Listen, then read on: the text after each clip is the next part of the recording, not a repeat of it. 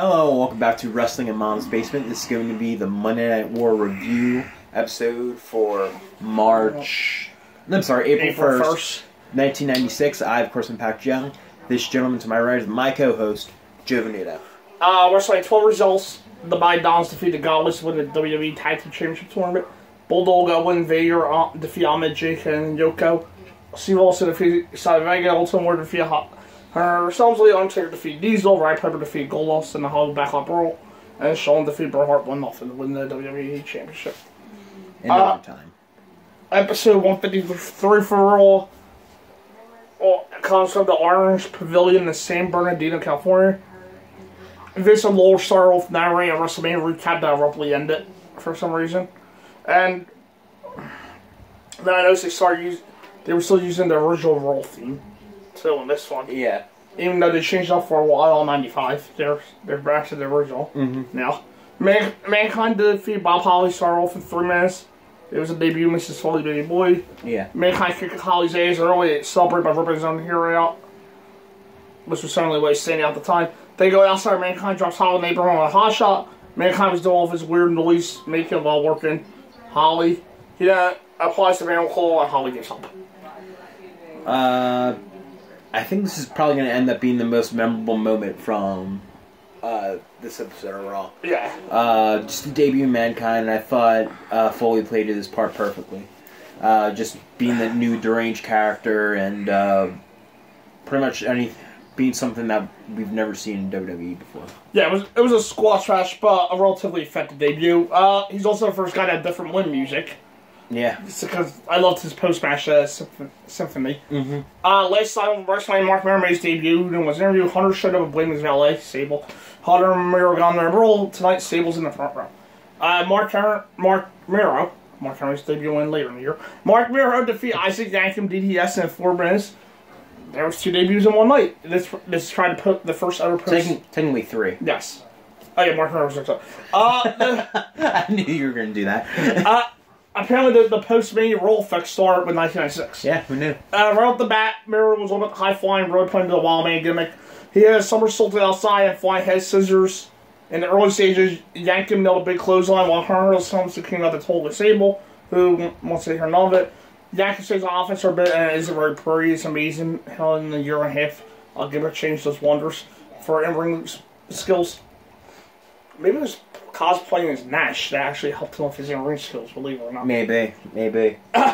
Even as Miro tries to lay on his field and backdrop, it comes off as a horde for both guys. Miro pulls out Sunset Flip for the win. Yeah, it was a good little debut match for Mark Miro. I kind of hoped he had the Wild thing, but I think I kind of knew him deep down in my heart he didn't have that. Right. A little jump and then Sure, yeah. Deep down I knew he didn't have that, but I was kind of hoping for it.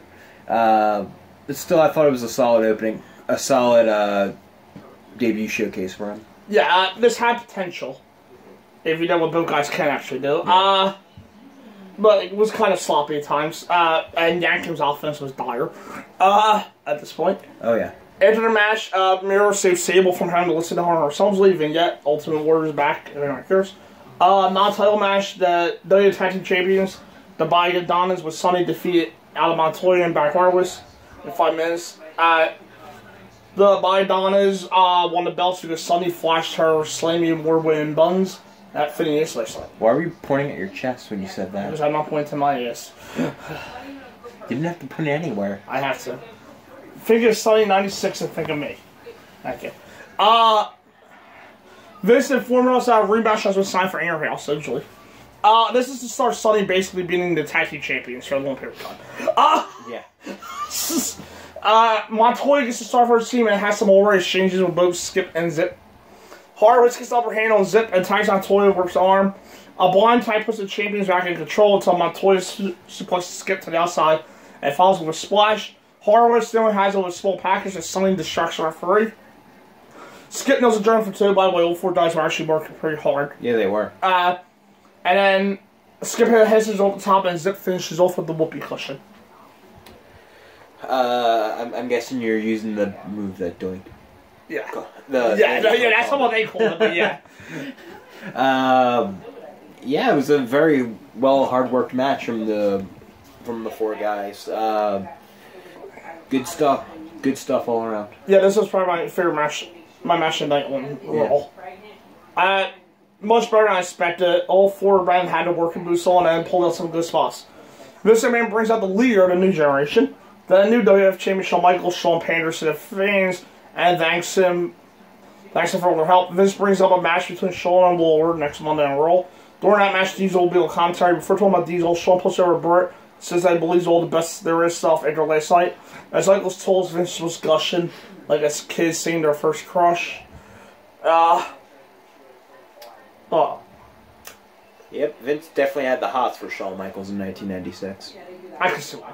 He panders over a bit before getting to the point of Diesel instead of him to click with dance all over his face. Up next, Undertaker with Paul Bearer defeated Justin Hall Bradshaw with Uncle Zebekiah in 4 minutes. Think about this. In about 9 years, 8 years, this is a SummerSlam WWE title match. Yeah. Bradshaw attaches for the bell and holds off before going to commercial break. Lore hammers on about Bearer leaving an open contract that Bradshaw signed. That's an odd angle. Undertaker catches Bradshaw at the title with a choke slam. With a slam and it goes on offense. Undertaker still in some trouble, reaches for the power to earn. He plants Bradshaw to choke slam, singles to the end. He hits the tombstone, but outruns Mankind to time to close the DQ.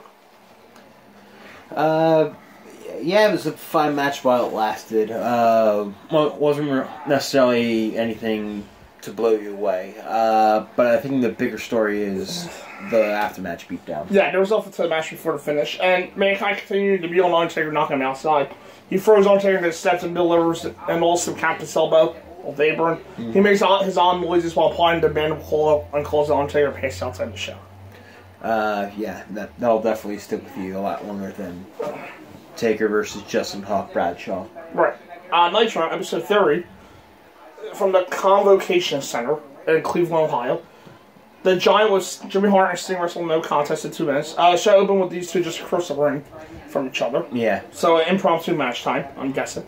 Sting's attempt at offense were mostly not working. Commentary explains that Giant and Sting were to team up, but Jimmy Hart paid off their opponents, Arm Pete, to take a walk. So much for the Giants' fun attempts at a face turn that we've seen the week before. Mm-hmm. That's for Giant kicks Sting's ass until he gets dropped in Gold Apron, and Lex Luger.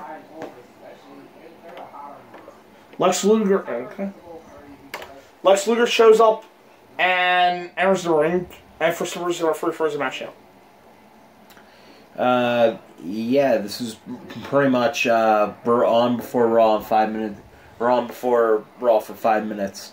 Let's just throw a big match out there and let's just get it done and before Raw starts.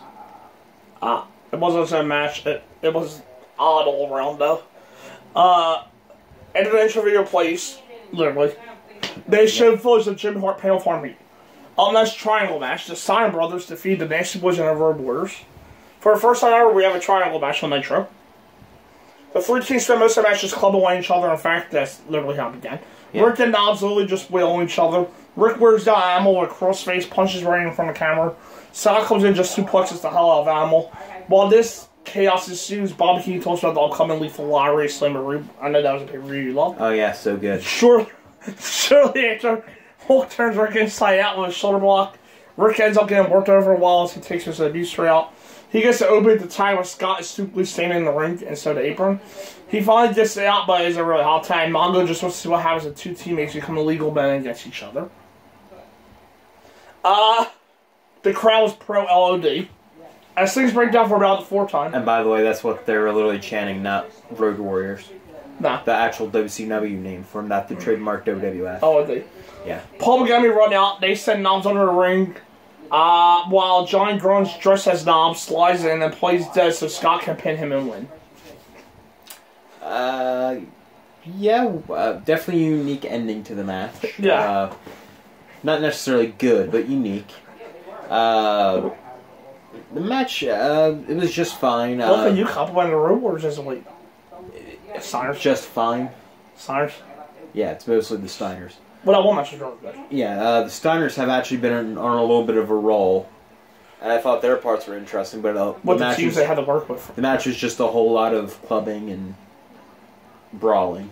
It was a pretty big mess. With the idea of a triangle match being so new, WCW didn't really know how to lay these out yet. That gave things a real flow. Up next, the Boogeyman and Hulk Hogan, and the feud now end with the Boogie Babe. Defeat Arn Anderson, Kevin Sullivan with Elizabeth and Woman in 6 minutes. By the way, Kevin Sullivan just looks odd having all these. I'll say each week while he's on, the Boogeyman gimmick is such a big fat one. And Kimberly's high beams are out again. Right. Bobby Heenan starts the match by saying that tonight's his last night in the booth and he's retired. Keep in mind it's April 1st, 1996. Arn does his best to get something watchable out of the Boogeyman in the first match. Hogan cares so little about this that he was not even in his usual trunks, by the way. No. His tights fly like he's about to beat Yokozuna at WrestleMania 9. Fair enough, I believe it's the same tights he had when he turned on, when he was the third man. Yeah, I figure it. The red and the yellow strip down the side. Yeah. He comes in, does a bit of offense for tagging back out. Boogeyman gets his eyes ripped by Woman while the Boogie Babe does nothing. Hogan gets the model tag and does the double noggin knocker. They didn't say that. Just Undertaker roll. Hogan hits the big boot, but Woman gives her shoe of death to Sullivan. Kimberly gives her shoe to Hogan, who clocks Sullivan first and gets the victory. Yeah, please kill this feud right away, please. Typical boring Hogan and Bruce stuff. Boogie Babe plants a kiss on Boogeyman after, and there goes an all benefit of being Hogan's buddy. Arn Anderson attacks Boogeyman to the match and does a throat cut single from the aisle. He claims that heels at the ladies of the match were weigh 5 pounds. We're wearing shoes weighing 5 pounds. Yeah. I wonder how that happened. Mean Gene Anderson interview the winners as Boogeyman shakes off the attack. Hogan's made that the heels always get the upper hand. Laughable. And Boogeyman promises that he has a secret weapon for next week. If Hogan teams with him again. Oh boy. We have to watch this again.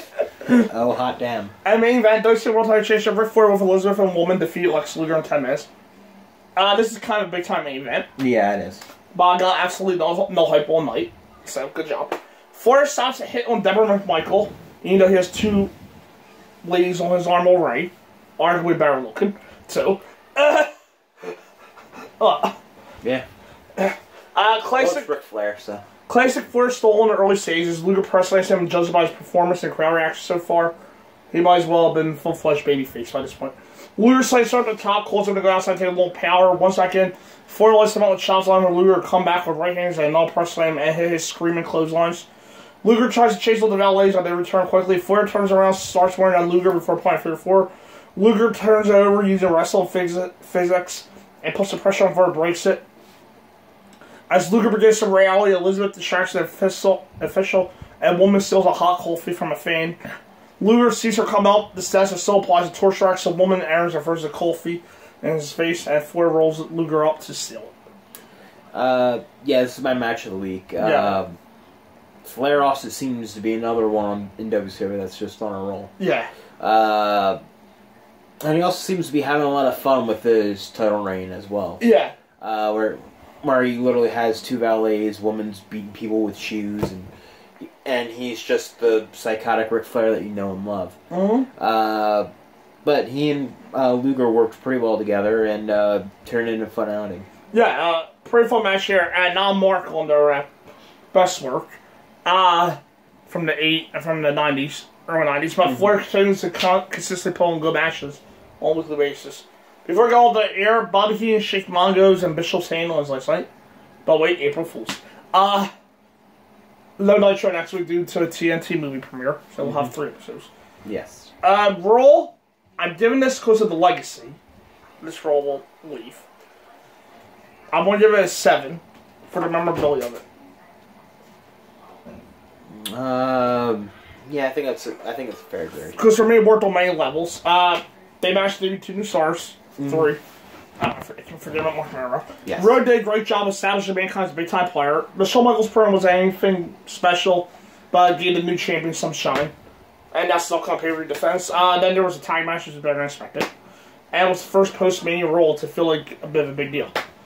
That I can think of, so there you go. Nitro, you know, I'm actually at night, I still like the role better as a whole. I think Nitro is a better wrestling show, but I think you have to give bonus points to Raw. Yeah, Nitro I'll give a 4. I would say a 5. It was a decent at best for me. Nitro, most of it was mediocre.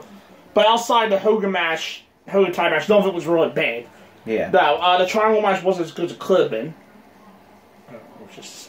But it was still watchable. Let me put it like that. And pretty fun main event. And things worked out there. I wasn't a fan of Giant, they're reverting back to straight up heel though. Yeah. Not over that. Raw wins this week. We'll be back in 2 weeks. For the where we Next Friday. Next Friday. Oh, okay. There we go. Because next Monday there is a podcast. Yes. Unless we do one live from Raw. Which probably not. We're not going to do. Yeah, you won't be able to hear us. Which might be a good thing for you. Yeah. See you then up next. I have a long review type out. I don't feel like talking about because Raw's about to start. I actually don't feel like missing Raw tonight. We want to be going somewhere. Yeah. So we're going to do a quick review of ECW November to Remember 1995. So see you then. See you then.